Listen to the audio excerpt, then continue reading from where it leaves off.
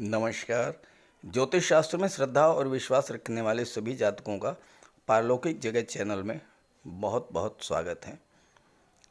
आज के इस वीडियो में हम बात करेंगे कर्क राशि के जातकों के लिए जुलाई 2022 का महीना किन किन खुशियों की सौगात लेकर आ रहा है, क्या रहेगी ग्रहों की स्थिति, जीवन के किस क्षेत्र में क्या क्या उतार चढ़ाव आएंगे। साथ ही साथ ये भी बात करेंगे हम ग्रहों को अपने अनुकूल करने के लिए क्या क्या उपाय कर सकते हैं। आर्थिक दृष्टि से ये माह कैसा रहेगा, शिक्षा और संतान की दृष्टि से छात्रों के लिए कैसा रहेगा। साथ ही साथ आपके दाम्पत्य सुखों, विवाह, धर्म, अध्यात्म और स्पिरिचुअलिटी पर भी बात करेंगे।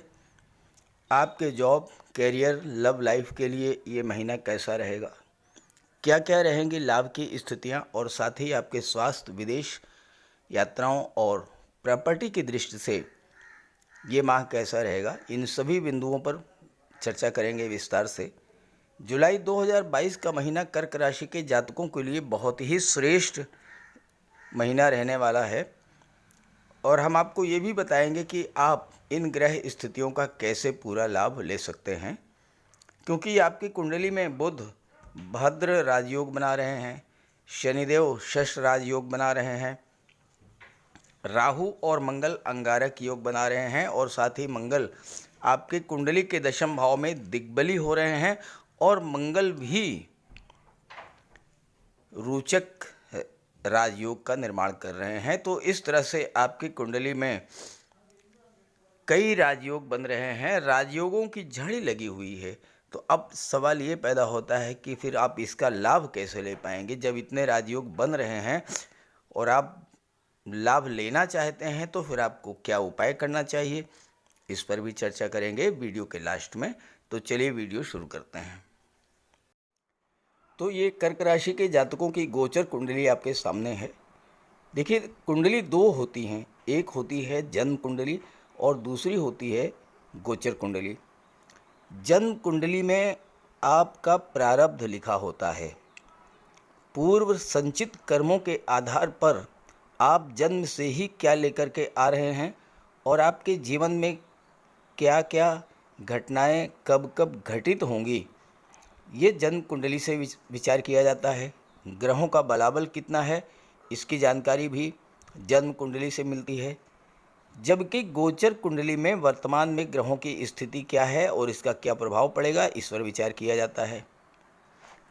दोनों ही कुंडलियाँ, जन्म कुंडली और गोचर कुंडली, दोनों का सम्मिलित प्रभाव आपके जीवन पर पड़ता है। अब अगर आपके जीवन में किसी भी ग्रह की महादशा या अंतर्दशा चल रही है, या आपकी जन्म कुंडली में जो भी ग्रह बलवान स्थिति में है वही ग्रह गोचर में भी बलवान हुआ और राजयोग बना रहा है, तो उस समय उस ग्रह के गोचर का पूरा लाभ आपको मिलेगा। और आपकी जन्म कुंडली में जो ग्रह कमज़ोर हैं तो उसका उपाय कर लीजिएगा। अब जैसे मंगल की ही बात करें, अब मंगल यहाँ पर दशम भाव में है, दिग्बली हैं, राहु के साथ अंगारक योग बना रहे हैं और मंगल खुद भी रोचक राजयोग बना रहे हैं। अब अगर आपकी जन्म कुंडली में मंगल मजबूत स्थिति में है तो फिर आपके लिए बहुत अच्छा रिजल्ट देंगे। दशम भाव में है, जॉब, कैरियर, प्रोफेशन के भाव में है, तो ये आपको हर तरह से जॉब के क्षेत्र में ले जाएंगे, रोजगार दिलाएंगे, नौकरी दिलाएंगे, सफलता दिलाएंगे। ऐसे ही हर ग्रह के बारे में यही बात होती है कि अगर वो आपकी जन्म कुंडली में भी और गोचर में भी, दोनों में अच्छी स्थिति में है, तो आपको बहुत बड़ा लाभ मिलेगा। तो चलिए अब ग्रह स्थितियों पर विचार कर लेते हैं। देखिए, आपके राशि के स्वामी हैं चंद्रमा। अब चंद्रमा तो लगातार 12 राशियों में गोचर करते रहेंगे, पूरे महीने में एक चक्कर लग जाता है सभी राशियों का। चंद्रमा के मित्र हैं सूर्य, मंगल, देवगुरु। अब ये इनका गोचर कैसा है, सूर्य 12वें भाव में, बुध 12वें भाव में गोचर कर रहे हैं 16 जुलाई तक। 16 जुलाई को बुध और सूर्य दोनों ही आपके लग्न भाव में गोचर करेंगे और बहुत ही श्रेष्ठ फल देंगे।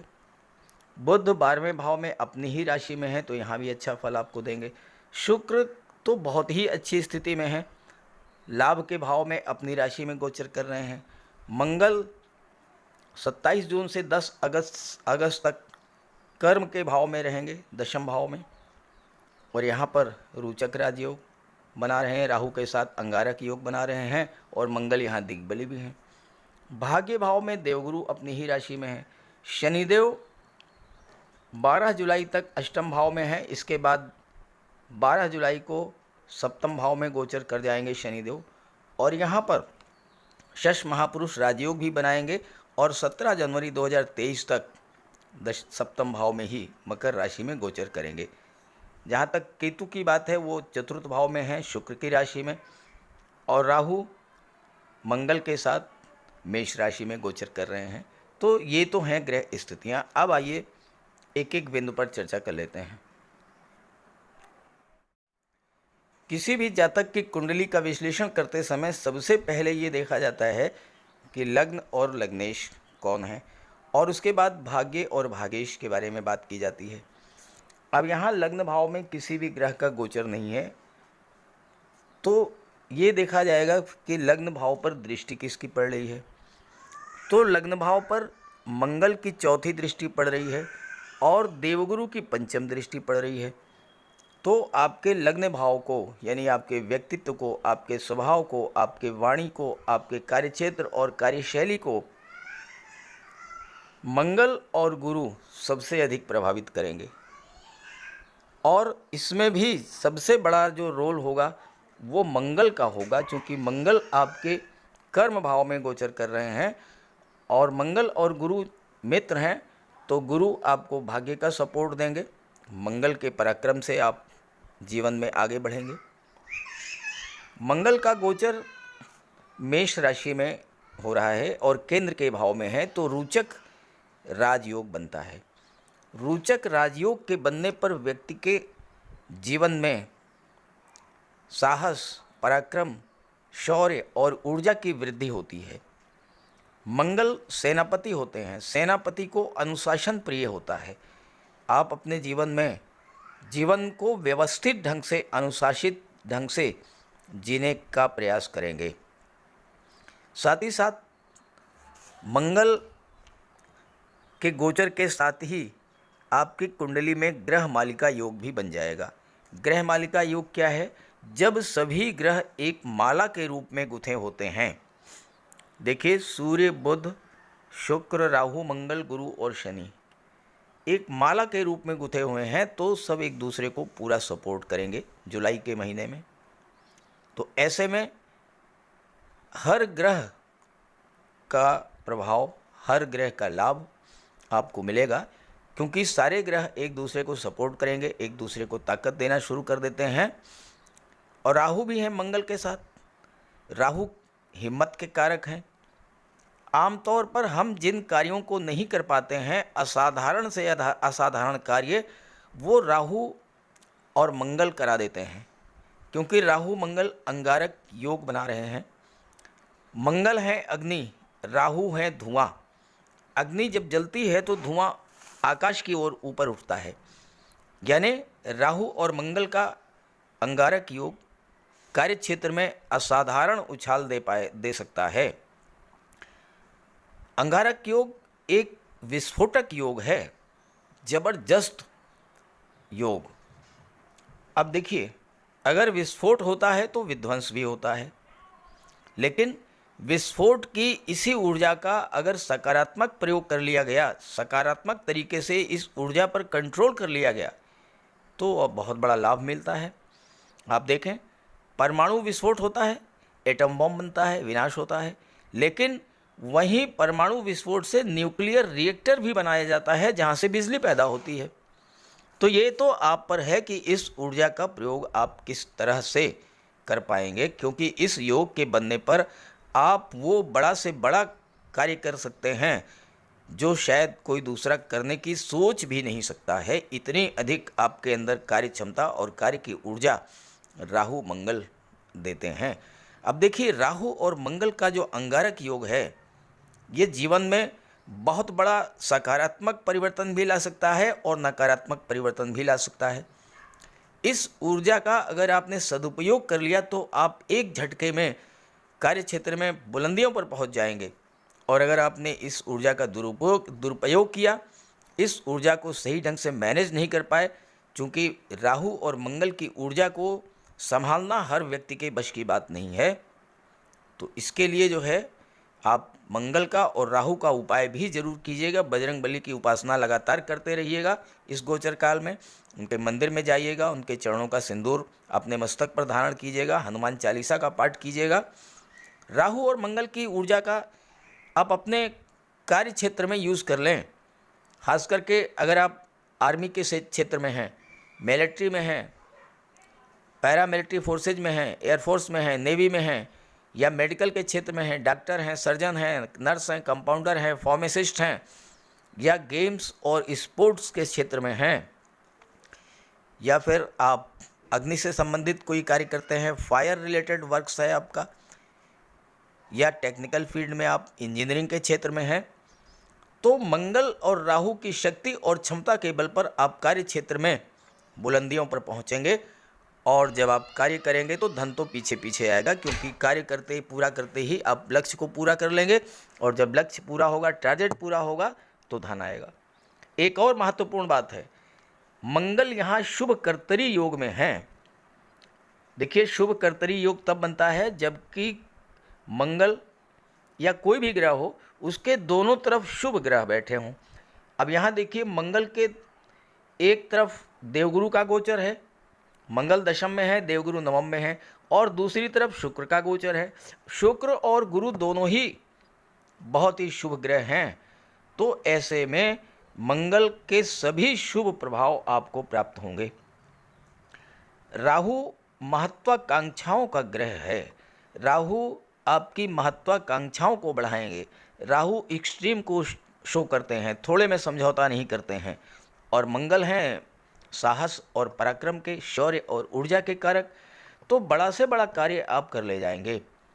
अंगारक योग के बनने पर, रोचक राजयोग के बनने पर आप कोई ऐसा बड़ा कार्य कर सकते हैं जो किसी ने सोचा भी नहीं हो। खासकर रिसर्च के क्षेत्र में, मेडिकल के क्षेत्र में, सर्जरी, गेम्स, स्पोर्ट्स के क्षेत्र में आप नए नए रिकॉर्ड बना सकते हैं। अब आप एक प्रश्न करेंगे कि मैं सब कुछ सकारात्मक ही बता रहा हूँ, नकारात्मक तो फिर कुछ है ही नहीं है। ऐसा भी नहीं है, नकारात्मक भी बहुत कुछ है। क्या है? मंगल और राहु दोनों ही क्रोध, जल्दबाजी और ईगो, अहंकार के ग्रह हैं। छोटी सी बात होगी, राहु के कारण आपके अंदर क्रोध एकदम से भड़क जाएगा। मंगल के कारण, राहु के कारण इतनी जल्दी क्रोध आपको आएगा, और इतना अधिक क्रोध आएगा कि आप सोचने विचारने की क्षमता खो बैठेंगे। फिर उस समय आप अपने आप पर कंट्रोल नहीं कर पाएंगे, इतना भयंकर क्रोध आएगा आपको। साथ ही साथ बहुत जल्दबाजी में आप कोई डिसीजन ले लेंगे, और आपका अहंकार और ईगो भी बढ़ा चढ़ा रहेगा, तो इससे आपको बचना होगा। हालांकि दो सौम्य ग्रहों के बीच में राहु और मंगल का गोचर है, शुक्र और देवगुरु के बीच में, तो दोनों ही मंगल और राहु को कंट्रोल करेंगे। फिर भी आपको अपने आप पर तो नियंत्रण रखना ही होगा, क्योंकि दोनों की दृष्टि आपके लग्न पर पड़ रही है, मंगल की भी और गुरु की भी। और साथ ही साथ एक्सीडेंट, इंजरी, वाहन चलाते समय सावधानी, और गर्भवती माताओं को विशेष सावधानी बरतनी होगी, क्योंकि मंगल पंचम भाव के स्वामी हैं, और मंगल सर्जरी और ब्लड के कारक हैं। तो संतान की प्राप्ति अगर होगी तो ऑपरेशन के थ्रू होने की संभावना है, इसलिए सावधानी भी बरतें, मंगल का उपाय भी करें। अब आइए बात कर लेते हैं देवगुरु के बारे में, जो भाग्य भाव में गोचर कर रहे हैं। देवगुरु का गोचर कुंडली के भाग्य भाव में हो रहा है, और यहाँ पर देवगुरु पहला काम तो ये करेंगे कि आपके भाग्य को बल मिलेगा, भाग्य का सपोर्ट मिलेगा। दूसरा काम, आपके लग्न पर दृष्टि पड़ रही है तो आपके स्वभाव में सौम्यता लाएंगे, ज्ञान, बुद्धि, विवेक को जागृत करेंगे। राहु और मंगल के कारण आपके मन में जो क्रोध की स्थिति आएगी, जल्दबाजी की जो प्रवृत्ति होगी, इस पर भी देवगुरु नियंत्रण करेंगे। और देवगुरु की दृष्टि, सीधी दृष्टि कुंडली के पराक्रम भाव पर पड़ेगी और इसके स्वामी बुध हैं, तो आपको पराक्रम से धन का लाभ होगा। देवगुरु ज्ञान बुद्धि विवेक के कारक हैं और आपके ज्ञान बुद्धि विवेक को जागृत करेंगे। देवगुरु के ज्ञान का प्रभाव जब आपके मन पर पड़ेगा तो मन में स्थिरता आएगी, आपकी सोच सकारात्मक होगी, कार्यों को एक नई दिशा मिलेगी, मन का भटकाव समाप्त होगा और आप मन लगाकर कार्य करेंगे, पूरे मन से कार्य पर फोकस करेंगे। साथ ही साथ आपको ऊर्जा साहस देने के लिए राहु और मंगल बैठे हुए हैं, तो इस तरह से आप ज़्यादा से ज़्यादा कार्य कर पाएंगे और ज़्यादा से ज़्यादा लाभ अर्जित कर पाएंगे। देवगुरु की दृष्टि पंचम भाव पर पड़ेगी। पंचम भाव संतान और शिक्षा का होता है। देवगुरु संतान के कारक होते हैं, शिक्षा के कारक होते हैं, विवाह के कारक होते हैं। तो छात्रों के लिए भी ये गोचर बहुत अच्छा रहेगा, क्योंकि मंगल की अष्टम दृष्टि भी पड़ रही है। तो ये गोचर मंगल और गुरु का उन छात्रों के लिए बहुत ही अच्छा है जो कि मेडिकल के क्षेत्र में MBBS की BAMS की तैयारी कर रहे हैं, नीट की परीक्षाओं की तैयारी कर रहे हैं, इंजीनियरिंग सर्विसेज में जाने के लिए तैयारी कर रहे हैं, मेडिकल या सर्जरी के क्षेत्र में तैयारी कर रहे हैं और गेम्स और स्पोर्ट्स से जुड़े हुए हैं। उन सभी जातकों के लिए मंगल और गुरु का ये गोचर उन्हें बहुत आगे ले जाने वाला है, सफलता दिलाने वाला है। और IAS IPS सिविल सर्विसेज में जो छात्र अपियर हो रहे हैं उनके लिए तो देवगुरु का और मंगल का गोचर बहुत ही अच्छा है, क्योंकि देवगुरु छठे भाव के स्वामी हैं। छठा भाव कॉम्पिटिशन्स का होता है और आपको प्रतियोगी परीक्षाओं में विजय मिलेगी। मेहनत करने की क्षमता, परिश्रम करने की क्षमता, ज़्यादा से ज़्यादा तैयारी करने की क्षमता वो आपको मंगल देंगे। फिजिकल स्ट्रेंथ जो है वो मंगल देंगे, मेंटल स्ट्रेंथ जो है वो देवगुरु देंगे और आप सफलता अर्जित कर लेंगे। आइए अब बात कर लेते हैं शुक्र के बारे में, जो कि धन, वैभव, ऐश्वर्य और सुखों के कारक भी हैं और लाभ के भाव में गोचर कर रहे हैं। और शुक्र चंद्रमा को बहुत सपोर्ट भी करते हैं, क्योंकि शुक्र का और आपकी राशि के स्वामी चंद्रमा का दोनों का स्वभाव बहुत ही शुभ, सौम्य और शीतल है। शुक्र का गोचर आपके कुंडली के एकादश भाव लाभ भाव में है और शुक्र अपनी ही राशि वृषभ राशि में गोचर कर रहे हैं। लाभ भाव का स्वामी लाभ के ही भाव में गोचर कर रहा है, तो बहुत अच्छा रिजल्ट देगा। 11वें भाव में शुक्र अत्यंत शुभ फल प्रदान करते हैं, आपको समृद्धि और संपन्नता प्रदान करेंगे, एक से अधिक साधनों से धन का लाभ कराएंगे, धन का भंडार दिन दूने रात चौगुना बढ़ेगा और शुक्र के प्रभाव से आपका शरीर भी निरोग रहेगा और आप स्वस्थ रहेंगे। शुक्र कला और सौंदर्य के कारक हैं और आपकी रुचि कला, संगीत, नृत्य, लेखन, गायन, वादन और अभिनय में होगी और धन की प्राप्ति भी कला के क्षेत्र से जुड़े कार्यों से होगी।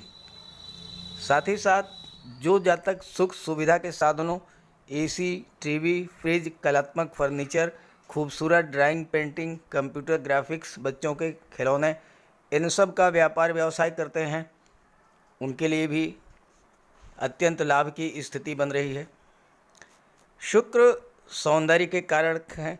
महिलाओं के सौंदर्य प्रसाधन, cosmetics, perfumes, dress designing, readymade garments, fashion designing, इन सब क्षेत्रों से धन का लाभ होगा। आप ब्यूटिशियन हैं या ब्यूटी पार्लर चलाते हैं या फिर आभूषण निर्माता हैं या आभूषण के विक्रेता हैं, सोने, चांदी, हीरे, मोती, जवाहरात के ऑर्नामेंट्स बनाते हैं और बेचते हैं, तो उनके लिए भी बहुत अच्छा रहेगा। शुक्र का संबंध आनंद और विलासिता से है, तो शानदार टूरिस्ट प्लेसेस से जुड़े लोग, ट्रैवल एंड टूरिज़्म से जुड़े लोग, shopping mall, club, restaurant, hotel, fun parks, इन सब क्षेत्रों से जुड़े जातकों को भी शुक्र भर भर के पैसा देंगे। शुक्र के प्रभाव से आपके मित्र भी काफ़ी धनाढ़ और योग्य होंगे और उनकी हेल्प से आप जीवन में प्रगति करेंगे। महिलाओं के सहयोग से धन का लाभ होगा, ससुराल भी आपकी धनाढ्य होगी। और शुक्र की दृष्टि कुंडली के पंचम भाव पर पड़ेगी, जहाँ से संतान और शिक्षा का विचार किया जाता है। तो शुक्र के प्रभाव से आपको संतान की प्राप्ति भी हो सकती है और आपका विवाह भी हो सकता है इस गोचर काल में। इसके बाद 13 जुलाई तक तो शुक्र एकादश भाव में रहेंगे। 13 जुलाई को शुक्र का गोचर कुंडली के 12वें भाव में हो जाएगा और 12वें भाव में शुक्र अति विशिष्ट कारक होते हैं, यानी 12वें भाव के प्रभाव को बहुत अधिक बढ़ा देते हैं। तो 12वां भाव विदेश का है, विदेश यात्राएं कराएंगे आपको, हवाई यात्राएं कराएंगे शुक्र, विदेशों से धन का लाभ करा देंगे। विदेश में आप उच्च शिक्षा के लिए जा सकते हैं, व्यापार व्यवसाय के लिए जा सकते हैं, या फिर आप विदेश में सेटल हो सकते हैं। आप विदेशी दूतावास में जॉब भी आपको मिल सकता है। 12वां भाव खर्चों का होता है। शुक्र खर्चों में वृद्धि करेंगे, लेकिन ये खर्चे आप घर की सुख सुविधा के साधनों पर करेंगे। घर में आप सुख सुविधा के साधन लेकर के आएंगे, चूँकि शुक्र चतुर्थ भाव के स्वामी भी हैं, सुख भाव के स्वामी हैं और 12वें भाव में गोचर कर रहे हैं। तो आपके घर में सुख सुविधा के सभी साधन शुक्र के कृपा से उपलब्ध होंगे। 4 व्हीलर भी शुक्र आपको दिला सकते हैं, चूँकि शनि जो कि वाहन के कारक होते हैं वो भी 12 जुलाई को कुंडली के दशम भाव सप्तम भाव में आ जाएंगे। शनि की दृष्टि आपके लग्न पर पड़ेगी और शनि की दशम दृष्टि सुख भाव पर पड़ेगी। तो ऐसे में वाहन का भी योग बनता है, 4 व्हीलर भी आप ले सकते हैं। तो शुक्र का गोचर, मंगल का गोचर, गुरु का गोचर, ये आपके लिए बहुत ही अच्छा है। अब बात कर लेते हैं शनि के बारे में, जो कि कुंडली के अष्टम भाव में गोचर कर रहे हैं। शनिदेव कुंडली के अष्टम भाव में गोचर कर रहे हैं और यहाँ पर शनिदेव विपरीत राजयोग बना रहे हैं। विपरीत राजयोग कुंडली में कब बनता है? जब छठे, 8वें और 12वें भाव का स्वामी छठे, 8वें और 12वें भाव में ही गोचर करे तो विपरीत राजयोग बनता है। अब यहाँ पर शनि 8वें भाव के स्वामी हैं और 8वें भाव में ही गोचर कर रहे हैं, तो विपरीत राजयोग बन गया। इसके बाद शनि 12 जुलाई को सप्तम भाव में गोचर करेंगे और यहाँ पर षष्ठ राजयोग बनाएंगे। तो लगातार शनिदेव आपकी कुंडली में राजयोग ही बनाएंगे 17 जनवरी 2023 तक। फिर सवाल ये पैदा होता है, आप ये कहेंगे कि साहब लाभ ही नहीं मिलता। तो आप ये देखिए कि आपके जीवन में महादशा अंतर्दशा किसकी चल रही है और क्या आपकी कुंडली में शनि मजबूत स्थिति में है, और नहीं है तो फिर उपाय कीजिए, आपको लाभ मिलना शुरू हो जाएगा। बजरंगबली की उपासना कीजिए, पीपल के वृक्ष की पूजा कीजिए, पीपल के वृक्ष के नीचे सरसों के तेल के दीपक जलाइए, शनिवार का व्रत रहिए और दीन दुखी, गरीब, लाचार, असहाय, दिव्यांग व्यक्ति कोई है उसकी आप मदद करते रहिए। तो पहले बात करते हैं विपरीत राजयोग। विपरीत राजयोग बनने पर जीवन के हर क्षेत्र में सफलता मिलती है।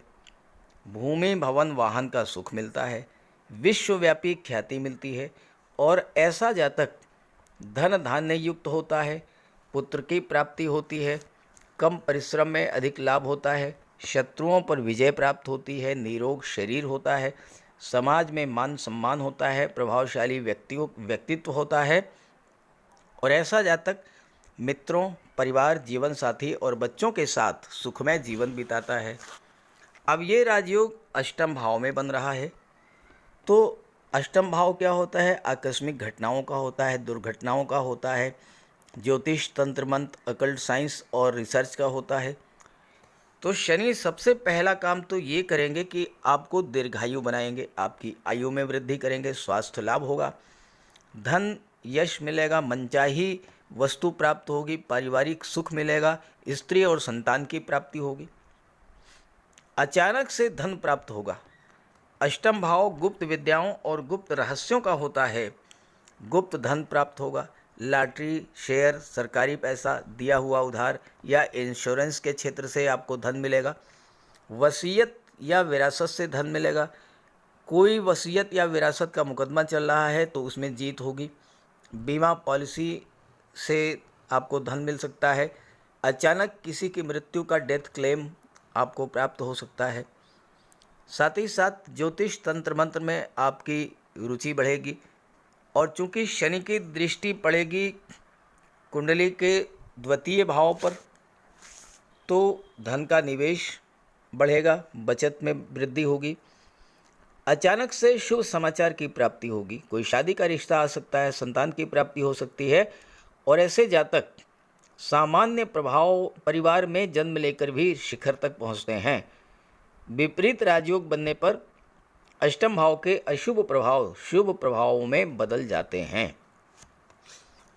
शनि 12 जुलाई तक तो अष्टम भाव में रहेंगे और 12 जुलाई के बाद कुंडली के सप्तम भाव में गोचर कर जाएंगे। सप्तम भाव क्या होता है? सप्तम भाव से दाम्पत्य सुखों का विचार किया जाता है, लव रिलेशंस का विचार किया जाता है, व्यापार का विचार किया जाता है, पार्टनरशिप का विचार किया जाता है और आपकी सोशल इमेज का विचार किया जाता है।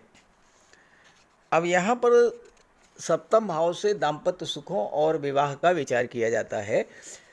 तो शनि का प्रभाव ये होता है कि ये चीज़ों को डिले कर देते हैं, विलंबित कर देते हैं, तो आपका विवाह ये टाल देंगे, विवाह में देरी कर देंगे।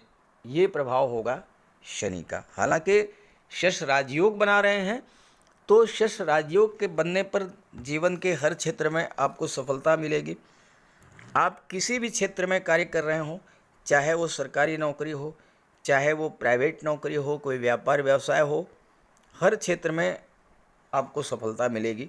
और ख़ास करके अगर आप रियल एस्टेट या प्रॉपर्टी डीलिंग का कार्य करते हैं, कंस्ट्रक्शन का कार्य करते हैं, आप बिल्डर हैं, आर्किटेक्ट हैं, या किसी आवास विकास निर्माण निगम विकास प्राधिकरण से या किसी ऐसी संस्था से जुड़े हुए हैं जो कि निर्माण कार्य कराती है, तो वहाँ पर आपको बहुत अच्छी सफलता मिलेगी।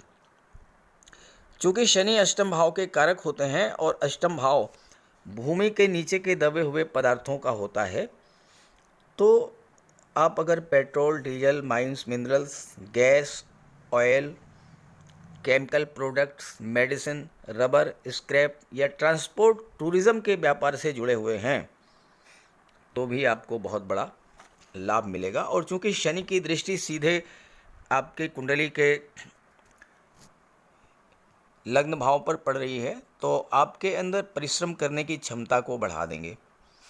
शनि की तीसरी दृष्टि पड़ेगी भाग्य के भाव पर और यहाँ पर देवगुरु का गोचर है, जिनसे कि शनि की तात्कालिक मैत्री का संबंध है, तो भाग्य का सपोर्ट मिलेगा। आप यात्रा देशाटन के लिए जा सकते हैं, देव दर्शन के लिए जा सकते हैं, धर्म अध्यात्म में आपकी रुचि बढ़ेगी। और शनि की दशम दृष्टि कुंडली के चतुर्थ भाव सुख भाव पर पड़ेगी, तो यहाँ तो केतु का गोचर है और इसके स्वामी हैं शुक्र, तो सुखों में वृद्धि होगी। शनि चूँकि भूमि भवन वाहन के कारक हैं, तो भूमि भवन वाहन का भी लाभ आपको दिला सकते हैं इस गोचर काल में। बस शर्त यह है कि शनि मजबूत होने चाहिए, अगर कमज़ोर हैं तो शनि का उपाय ज़रूर कीजिए। आइए बात कर लेते हैं सूर्य और बुध के बारे में। सूर्य और बुध का गोचर 16 जुलाई तक कुंडली के 12वें भाव में हो रहा है और यहाँ पर बुध अपनी ही राशि में गोचर कर रहे हैं, अत्यंत बलवान स्थिति में है। सूर्य और बुध का बुधादित्य राजयोग सरकारी नौकरी का प्रबल कारक है और विदेश भाव में बन रहा है, तो आपको विदेश में जॉब मिल सकता है। किसी फॉरेन कंपनी में, किसी मल्टीनेशनल कंपनी में आपको नौकरी मिल सकती है। जो विदेश जाकर के व्यापार व्यवसाय करना चाहते हैं उनके लिए भी बुध का ये गोचर बहुत अच्छा रहेगा। साथ ही साथ जो कोई विदेशी कंपनी में, आईटी सेक्टर में, कंप्यूटर के क्षेत्र में, मैनेजमेंट के क्षेत्र में, कॉमर्स के क्षेत्र में, कम्युनिकेशन के क्षेत्र में कोई किसी भी विदेशी कंपनी में आपको जॉब मिल सकती है। ये होता है सूर्य और बुध का बुधादित्य राजयोग। अब 16 जुलाई तक तो ये स्थिति रहेगी। 16 जुलाई को बुध और सूर्य का गोचर आपके लग्न भाव में हो जाएगा और लग्न भाव में सूर्य और बुध का बुधादित्य राजयोग बनेगा तो लग्न भाव को चमका देंगे। आपका व्यक्तित्व अत्यंत भव्य होगा, आपको राजसी स्वभाव प्राप्त होगा और राजसी वैभव प्राप्त होगा सूर्य और बुध के बुधादित्य राजयोग के बनने से।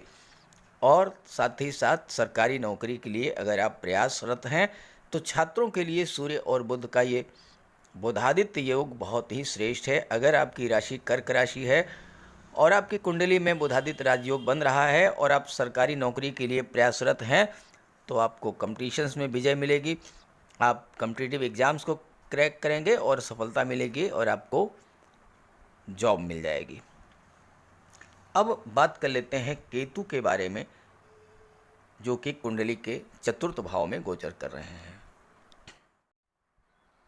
केतु और राहु ये ऐसे ग्रह हैं, इनका गोचर अगर किसी शुभ ग्रह की राशि में हो और कुंडली के शुभ भाव में हो तो बहुत अच्छा रिजल्ट देते हैं। केतु का गोचर शुक्र की राशि में है और कुंडली के चतुर्थ भाव में केंद्र के भाव में है और केंद्र में सर्वाधिक श्रेष्ठ फल प्रदान करते हैं केतु। तो यहाँ पर आपको अचानक से भूमि भवन वाहन का सुख प्राप्त हो जाएगा। कोई प्लाट बहुत दिनों से आपने देख रखा था, कोई ज़मीन देख रखा था, कोई मकान देख रखा था, उसको खरीदने के लिए आप प्रयासरत थे काफ़ी दिनों से, बात नहीं बन रही थी, सौदा नहीं हो पा रहा था, अचानक से आपको वो प्रॉपर्टी मिल जाएगी, वो मकान मिल जाएगा, वो ज़मीन मिल जाएगी। समाज में मान सम्मान भी प्राप्त होगा। केतु का अर्थ होता है बुलंदी या ऊंचाई, तो केतु आपको बुलंदियों पर पहुंचा देंगे। मतलब सुख सुविधा के हर साधन आपके पास होंगे, ज़मीन जायदाद प्रॉपर्टी आपको दिला देंगे, माता पिता का सुख सब कुछ दिलाएंगे। लेकिन एक शर्त है और उसका ये है कि चंद्रमा बलवान है। चंद्रमा क्या है? हमारा मन है। अगर हम अपने मन को स्थिर करेंगे, भटकने से बचाएंगे, केवल और केवल अपने लक्ष्य पर फोकस करेंगे तो केतु आपको सब कुछ प्रदान कर देंगे। और इसके लिए भगवान भोले शंकर की उपासना कीजिए, सोमवार के दिन दुग्ध अर्पित कीजिए और श्वेत पुष्प अर्पित कीजिए। केतु के लिए काले कुत्ते, काली गाय और कौवे को भोजन दीजिए। पशु पक्षियों को जल और भोजन दीजिए। आप अगर पाल सकते हैं तो एक कुत्ता पाल लीजिए। केतु का प्रवेश, केतु का अशुभ प्रभाव आप पर नहीं पड़ेगा, पहले कुत्ते पर पड़ेगा और कुत्ता मर जाएगा, आपको सुरक्षित बचा ले जाएगा। तो कुत्ता पालने से आपको बहुत बड़ा लाभ होगा, केतु से सुरक्षा होगी। केतु की दृष्टि अष्टम भाव पर पड़ेगी, अचानक धन लाभ करा देंगे, गुप्त विद्याओं का ज्ञाता बना देंगे, जमीन से धन का लाभ मिलेगा, real estate, property dealing, construction के कार्यों से। हालांकि छोटी मोटी चोट चपेट का भय रहेगा, तो वाहन चलाते समय सावधान रहें, एक्सीडेंट्स से सावधान रहें।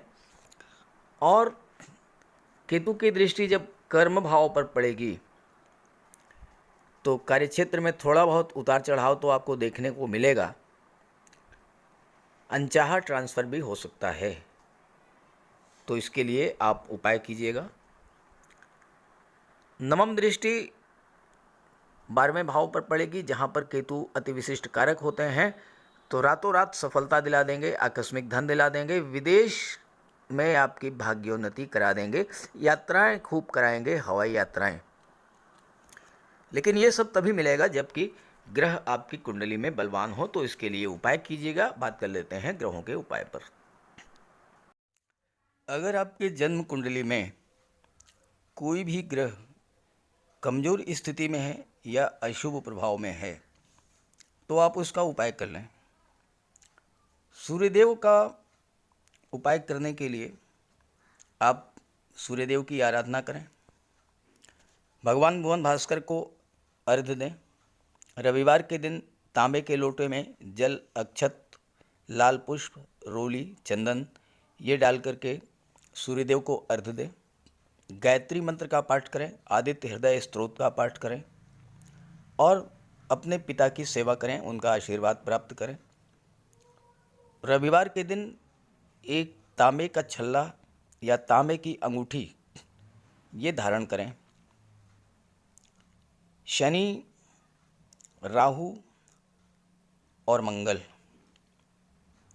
इनका सबसे बढ़िया उपाय है, सर्वश्रेष्ठ उपाय है, बजरंग बली की उपासना करें, हनुमान चालीसा का पाठ करें, बजरंग बाण का पाठ करें। मंगलवार के दिन बजरंग बली के चरणों में बैठें, अपनी समस्या उनसे कहें। ध्यान रखें कि जो भी उपाय करें, जब भी आप उपाय करें तो उस समय आपके मन से सांसारिकता, भौतिकता ये सब बिल्कुल दूर होनी चाहिए। केवल आप हों और आपके आराध्य देव हों। मन से आपको उपासना करनी है। शनिदेव के लिए शनिवार के दिन पीपल के वृक्ष के नीचे सरसों के तेल का एक दीपक जला दें। शनिवार के दिन सरसों के तेल का दान करें और दीन, दुखी, लाचार, असहाय, दिव्यांग व्यक्तियों की आप जितनी मदद कर सकते हों उतनी मदद करें। साथ ही साथ छल, कपट, लालच, बेईमानी, झूठ, अहंकार, इन सब से दूर रहें। मंगल के लिए और शुक्र के लिए एक चांदी का छल्ला और एक चांदी की चेन धारण करें। शुक्र के लिए माता लक्ष्मी की आराधना करें और शुक्रवार के दिन श्वेत रंग के वस्त्र धारण करें। कन्याओं को भोजन कराएं, खीर, मिष्ठान का, और स्वयं भी श्वेत रंग के पदार्थों का ही भोजन करें। साथ ही साथ शुक्रवार के दिन श्वेत रंग के पदार्थों का दान भी करें। श्वेत वस्त्र, चावल, चीनी, इन चीज़ों का दान करने से माता लक्ष्मी प्रसन्न होती हैं और घर को साफ सुथरा रखें, घर से कबाड़ को बिल्कुल हटा दें। बुध के लिए भगवान श्री गणेश की उपासना करें, गाय की सेवा करें और किन्नर को दान दें।